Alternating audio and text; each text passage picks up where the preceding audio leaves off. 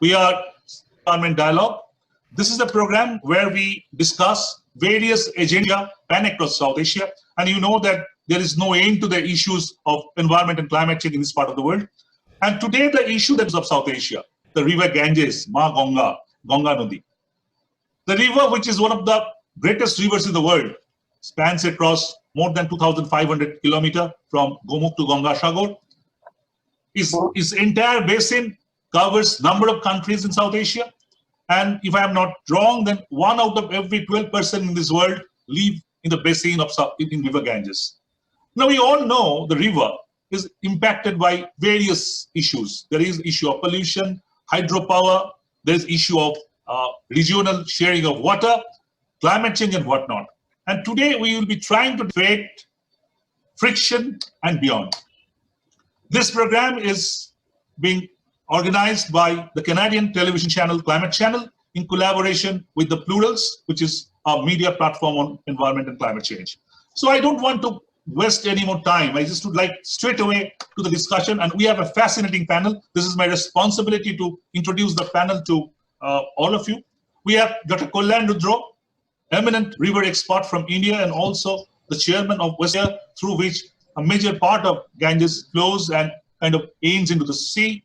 We have Dr. Ainun Nishat, an academician and water expert from Bangladesh, and who has played a critical role when this water sharing agreement was signed between India and Bangladesh about 26 years ago. And we have Dr. Dipak, who is an exception in the sense is that he happened to be a minister, the water resources minister in Nepal, also a extremely eminent expert, perhaps knows more than anybody else about the river and the water basins in South Asia. And we have Joya Mitra, an author, columnist, and environment activist. So we have covered all our bases. Now let me start with Dr. Rudra, and I'll take these questions to others as well. Right now, Ulanda, what do you feel the river status and where we are leading to? How you perceive the river as of now, River Ganges, across the entire South Asia entire stretch? Thank you, Jayanta, for giving me this chance. As I understand, Ganga is under severe stress. This is the lifeline of not only India, but also, I understand, Bangladesh too. The mainstream passes through from India to Bangladesh.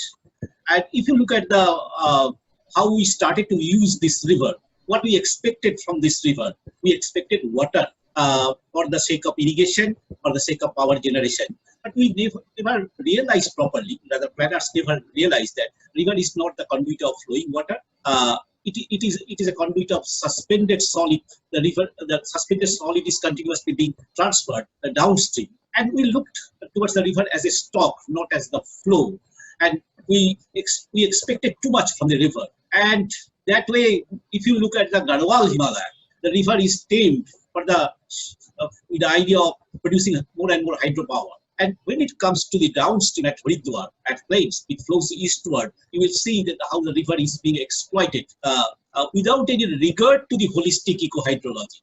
More important is that this holy river, which is respected by the Indians as Ma or Mother, is being used as the most convenient outlet of the wastewater. According to database of the Central Pollution Control Board, there are no less than 138 drains or nalas draining from 118 towns developed along the bank of the river, discharging more than 6,000 million liters of wastewater every day. There are more than 900 polluting industries along the bank of the river, but somehow these industries are regulated by the pollution control boards of the different states. But so far as wastewater from urban centers are coming, you will understand we launched Ganga Action Plan in 1985.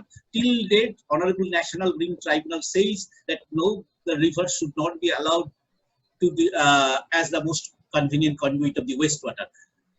We take away water from the river, use it, making it wastewater, and then discharge it into the river.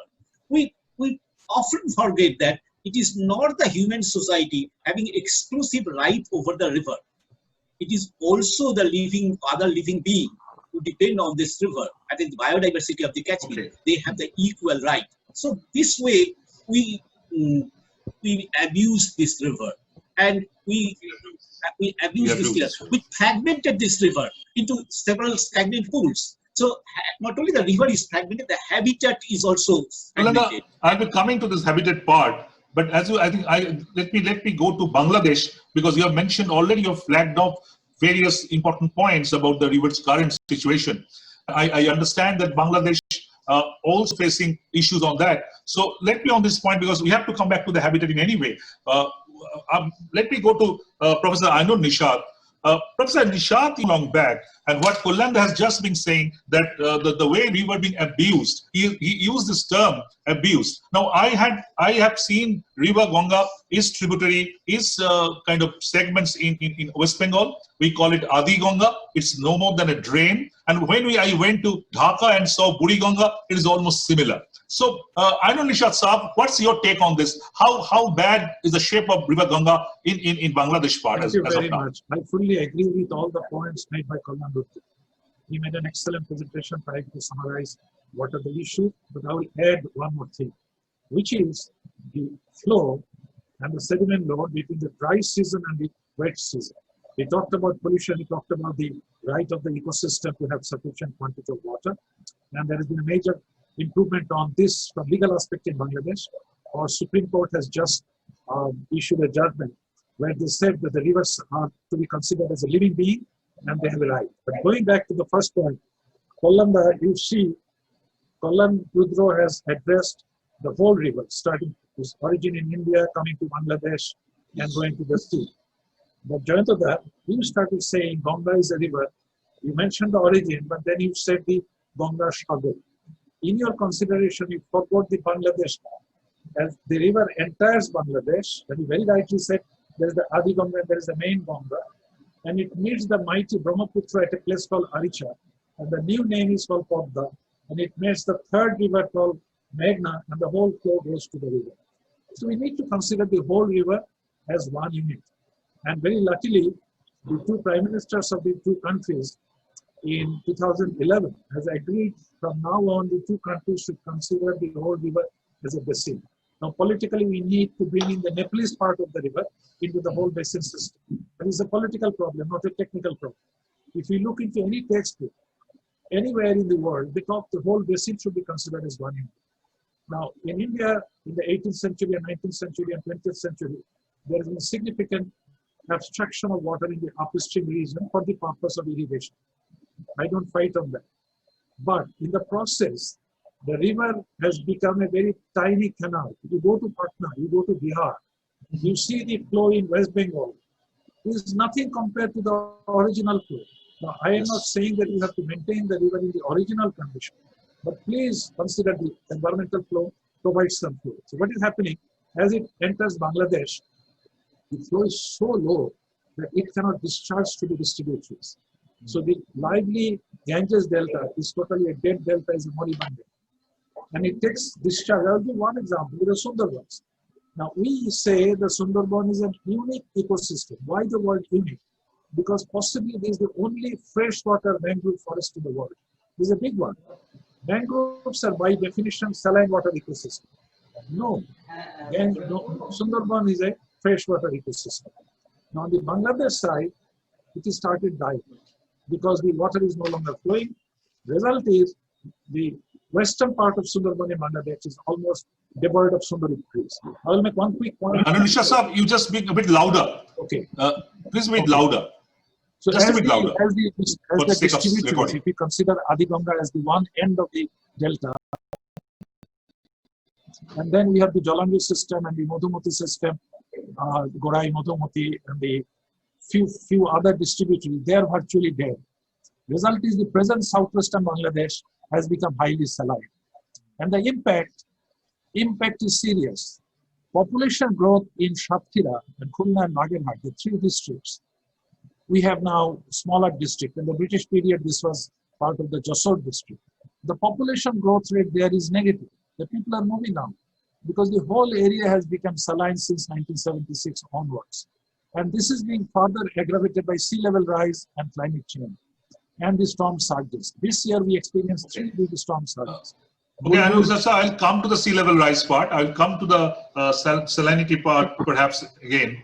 But one thing I just I was reminding something being told by an expert, an IIT expert to me, that the original water from Gangotri, even less than 0.1% ends up in Kolkata. And I believe similarly, very actual waters, very low portion actually enters to the downstream. So that is due to the disconnectivity. I'll come to this river and also the political part of it. But before that, I'd like to I'll be coming to Joya for knowing the response of the civil society to that. But before that, I'll come to Nepal. Dr. Gyawali, you have heard the observations of two countries who are at the downstream of the river.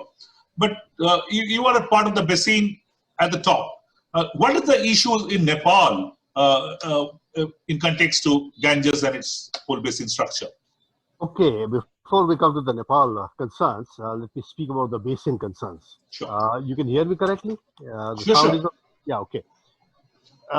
Let's not forget that 70% of the dry season flow of the Ganges in Patna, comes from the four major tributaries of Nepal. 70%. And on an average annual flow basis, 45%, almost half, you should say, comes from Nepal. Okay. Now, the problem, as I see it, as we see it here in Nepal, is that the basin taken as a whole and with the countries of the basin, Bangladesh, India and Nepal, the hydrocracy, as I call it, of which I happen to be a minister at one point, the philosophy that guides all the hydrocracies of our basin countries are a couple. One, not a drop of water to be wasted to the sea. Okay? It is a philosophy. Yes. It is still a guiding, powerful philosophy. I don't like it. I'm sure a lot of our panelist friends don't like it. I'm an environmentalist. But that's the reality. The second guiding policy is the only use of a river is a drain for our waste. The flow property of a river, that it's assumed that it will just flush away our waste downstream. Doesn't matter where the downstream is. Exactly. Okay. So these two basic philosophies still guide the hydrocracies all over. So what you have in water management at the official high level, I'm talking about eagle eye science, which is, government, international and all that. Not the toad's eye science, which is at the farmer and the peasant level of Bihari peasants and Nepali peasants and Bengali peasants, okay? Or the fisher folks in Bangladesh. What you really have is that you have too much construction focus as management. I've had to joke as a minister at one point that the water departments of Bihar and Nepal, which I know very well, okay, have really nothing to do with water or farmers. It's all about cement and earth moving contracts, and that's all it is. It's a fact. It's shocking, that when a water engineer or district water chief briefs a minister, the first the money is there. The money is there. The first sentence is, Minister, this is a 375 crore project, or this is a 233 crore project. And I used to say, hang that, tell me how much water did you supply to how many acres and how much extra crops did the farmers grow? And the surprise reaction would be, but Minister, water farmers, we're talking about this Chinese contractor which has absconded or something of the sort. So this is where the problem lies in our basin. This is the start, okay? Now, I'll get into why it might change or how it might change with certain institutional refocus. But at this point, let me just end and we'll get into a better discussion. There is tremendous scientific uncertainty, with climate change. There is a huge amount of problems with the old treaties. Ainun Bhai was with the Faraka, when the Faraka Treaty in 1996 was done. Well, the same time the Mahakali Treaty was signed between Nepal and India, okay? With the overwhelming majority of the Nepali parliament ratified it. This is 25 years ago, okay? And what has happened? Not even what was supposed to be done in 6 months as stipulated in the treaty 25 years ago has been done so far. So Mahakali Treaty is essentially dead in the water. So, from our science to our management to our legal, international, whatever treaties, Ma Ganga is in a very, very bad shape. Ma Ganga is in a very, very bad shape. And that brings me to Joya. Joya, you have heard the voices of three countries and the issues. There are commonality of issues, there are different issues. But one thing is very clear, that as Dr. Gyawali has said at the end, that Ma Ganga is in a very, very poor state of affairs. And I can remember that in Indian Parliament few years back, there was a special session on Ganges, and some opposition, at that point of time, UPA was in power, and if I'm not wrong, Jayanta Natarajan was the environment minister, and some actually tried to link the kind of whatever she was wearing, the bangles and all, linked to the corruption of Ganga, and that was a huge furor. So what I'm trying to say that, what's your take on that? What is the civil society doing? Are they doing enough to counter this trend? Jayati. You see, Jantu, long before even the concept of civil society came into our studies, Ganga was there, and very much the people on the both sides of the river were there. For millions of years, people are living with this river with all its tributaries and its distributaries. And what Dr. Gyawali was saying, that with very contemporary, quote-unquote, scientific technology, we are often found to think about, particularly the heads of the states, they think that the whole water that flows through a river, be it Ganga or Brahmaputra or Padma, the whole water is for usage of human beings. Absolutely. And anything lesser than that, leaving the river to flow like its own, it's a wastage. This concept of wastage and usage, I think, lies in the pit of our wrongdoing with any rivers. For say, in very contemporary times, when, at the time of, I don't say about DVC or the Farakka, after that, long after that, when this 18 projects that started at the mountain range of Ganga, the 18 projects, Parliamentary 1 to different projects, beginning with Tigri Garhwal, the mountain flow of the river was heavily obstructed, and hydroelectricity projects were set up there. From the very beginning, the local people living on both the sides were very, very much against it. They were fighting it, not only the riverine people, also intellectuals from Haridwar, Delhi, UP, Bengal. They were trying at their best. They made in 2007 or 8, I remember a booklet was made with wonderful photography of a whole group who later formed the Smatri Sadan at Haridwar, the center of where the saints are fasting for the freedom of Ganga. This group, Ganga Bachao Andolan, they Swami Shivananda Ji and the whole group. No, Shivananda is part of that as well. The Ji was not there at that moment. It was early 20s, early 20 to 23. Okay. From then to up to the time when this Ramesh, tell me what his name was? Jairam Ramesh. Jairam Ramesh. Yes, he was the environment minister. So these group, it was quite a big group of students, civilians, and others. Okay. They made a book collection of photography of how the river is being violated, how its mountain flow was obstructed, and the book they distributed to every member of the parliament to make them understand what is the government planned. But what was the effect? But what was the effect? I was speaking to, yeah. That at that time, Jairam Ramesh became instrumental when he stopped at least construction of 8 dams. Exactly. Yeah. I remember that as Manmohan Singh was the Prime Minister, and he announced that at that point of time. But of stopping some hydro dams. Yes, Jayati. Basically, Jairam Ramesh had to leave. He was transferred to another department. We all know how this. Absolutely. You know it very well. You interviewed Jairam Ramesh. I interviewed Jairam some time back, and he said that why he actually admitted backhandedly that why he had to leave. Anyway, I'll come back to Jayati, but I'll be coming to all the panelists. 2 issues we have discussed, the fate of it. We have around 10-15 minutes time, 10 minutes, 12 minutes time. So very quick, I request all of you to be very quick. First is the political positioning. India, Bangladesh, India, Nepal.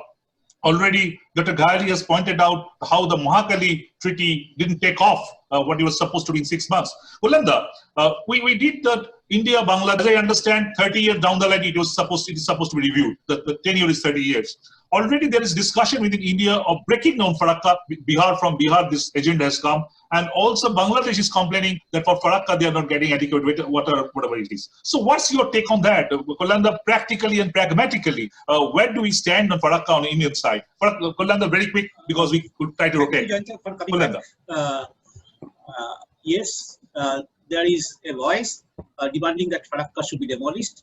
But I believe that it is an impossible proposition.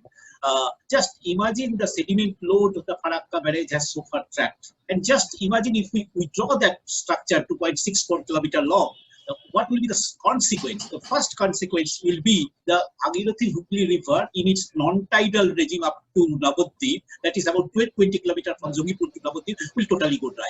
Second impact will be, immediate impact will be, entire sediment load, what has been trapped by the Farakka pond for last 3 decades, will flow downstream. And I am afraid that we will have to understand that, I may refer here what Dr. Gyawali has taken. We had a common belief in all the countries. The more water we take away from the river, more we gain and more will be the GDP growth. But we never understand that river renders many apparently invisible services to the ecosystem and society. In 2009, the government of India constituted a very high power committee with consortium of the 7 IITs. I was also invited. What we recommended to the government? 4 important recommendations. One is the Ganga must be obilong, that the flow must be continuous. Second is, it must be nirmal, that is not a single drop of wastewater should be discharged into the river. Third, we must protect its geological entity. When we consider that not a single drop of water should drain into the sea, be it through Bangladesh or through India, that means we are opposing the hydrological cycle. We are declaring crusade against the hydrological entity also. So this... Okay. Kulanda, sorry to interrupt you. Do you think that we should revisit Farakka? We have to in any way legally at, I think, 2026. But at this scale, other issues, the pollution issues coming up, do we need to revisit it before the scheduled time? Do you have that opinion that we need to revisit the whole treaty now? Problem is when we talk about the Indo-Bangladesh sharing of the Ganga water, yes, we often forget that it should start from within our country. That is the sharing of water between Jharkhand, UP, Bihar and West Bengal. How much right these upper riparian countries having, that never addressed in the Indian Parliament. The upper riparian states always take the advantage of exploiting as much water as they can. And when the Ganga flows downstream, it is the conflict between India and Bangladesh. I completely agree with that. I know. Ainun Nishat sir, I think what West Bengal is feeling in India, you are feeling as a country beyond India. If I'm not wrong, that is the situation. So what do you feel? You are one of the architects of doing the treaty way back in 1996. Do you think that this time is up to revisit it and rework the whole structure? Yes, very quickly, Ainun Nishat sir. Review should start now, today. We understand the Indian team and Bangladesh team is supposed to meet before December. Hope that they are able to meet face-to-face or maybe virtually.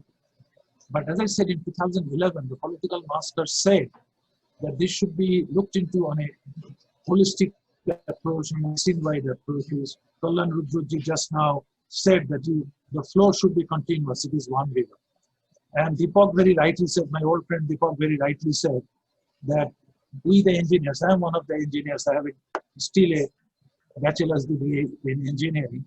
I hope that Dipak would not cancel it for thinking like an engineer. They very well, and the river here, entire flow belongs to me. I don't care what happens to downstream. That is wrong. And the 4 key points when Kalyan Rudra just mentioned, I fully agree. New thinking or fresh thinking should start right now. If it is a continuous flow, then some flow should come to Bangladesh, some flow should go through Adi Ganga, etc., etc. Now, in 1996 treaty, there are 3 aspects. One, share whatever flow is there, in which I had to argue with my friends from Bihar and West Bengal, not in the negotiation room, but elsewhere, that why are you fighting with Bangladesh? Bangladesh is a poor neighbor who is not getting sufficient water. You should argue with your upper friends in UP and other areas that they are taking too much. They are taking your share also. Having said that, the second part of the treaty is where it is clearly said that the water flowing down to Bangladesh is not adequate. We should find mechanism to increase it, either by increasing efficiency, our irrigation efficiency is low, or trying to store water somewhere in a socially acceptable manner. And then otherwise there will be a lot of irreparable damage. And the situation is urgent because of climate change. We don't have time to discuss it, but this is the high time when the professionals, the civil society professionals of the three countries should sit down together and help the government with new ideas, try to influence them. Otherwise, the political thinking is very rigid. The political masters, especially the bureaucrats, Dipak was a minister and he could whip the bureaucrats. They go by precedence, what has happened before. What was the argument given by the upper riparian to the lower riparian 10 years back in case of Bangladesh, or the upper riparian in case of Nepal 20 years back? Those arguments are repeated. So it is time to bring in fresh air. I think we should need an open mind, and as you said, the academicians and perhaps the civil society should play a very important role. I'll come to that at the end, but let me go to the Dr. Gyawali again. Nepal has, I believe, about 17 treaties, various kind of water treaties with India. We have not much time, 2-3 minutes left. Gyawali sir, that most of the treaty, as you mentioned yourself, are in basically the back burner. So what is it? Is the lack of priority? What actually stops the politicians being proactive with water? We all know how important it is, how important the Ganges is for the entire South Asia. Dr. Gyawali. Well, I don't know, and others mentioned that the Farragut Treaty has got to be revised in 30 years, right? It's 25 years. Mahakali Treaty, it states it's going to be revised 10 years or earlier. And it's 25 years, nobody has dared raise that question in a treaty that's basically dead in the water. Okay, this tells you just about everything, okay? Now, it's 16 or 17 committees we have, ministerial, joint ministerial, 17 committees, secretarial, joint secretarial, something like that. They're supposed to meet every 6 months. They haven't met for years. Okay, now this highlights the lack of not just the political will. What it also highlights is that, countries of the global south and in Nepal, and I'm afraid India too, and Bangladesh, we are just as bad. There's something called treaty congestion, that we signed treaties previously, one in a generation, maybe at all, if at all, okay?